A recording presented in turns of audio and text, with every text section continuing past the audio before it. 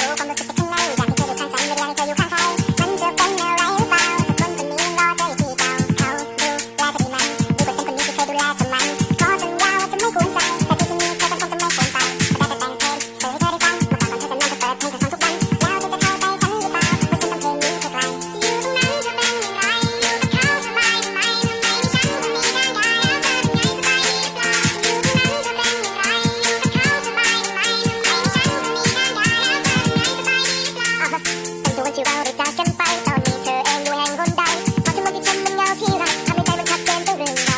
พอเธอมีใครฉันก็ไม่แคร์เธอจากไปก็ไม่เคยลาหวังว่าเขาจะดูแลเธอดีกว่าคนคนนี้ที่ทิ้งแกแค่สงสัยว่าเธอสบายดีหรือเปล่าลองพิมพ์ชื่อเธอในช่องค้นหาบนหน้าของติ๊กข่าวเดี๋ยวพวกเธอจะจำได้ง่ายเป็นสายที่จำง่ายไม่อยากจะกดเข้าไปเพราะอาจจะทำใจได้อยากจะย้อนกลับไปเป็นวันละเลยในฮอร์โมนความรักที่สดใสเหมือนกับข้างในโอโซนแต่ตอนนี้เธอไม่เขาแต่ก่อนก็เคยมีเราสิ่งเดียวที่ทำได้ในตอนนี้ไม่เพียงเมาไม่ได้โทษเธอเพราะฉันก็ไม่ได้ความตอนที่เธอได้ออกไปฉันก็ไม่ได้ตามไม่ได้มาทวงคิดหรืออ้างดาวฉันก็อยากจะรู้ว่าเธอสบายหรือเปล่า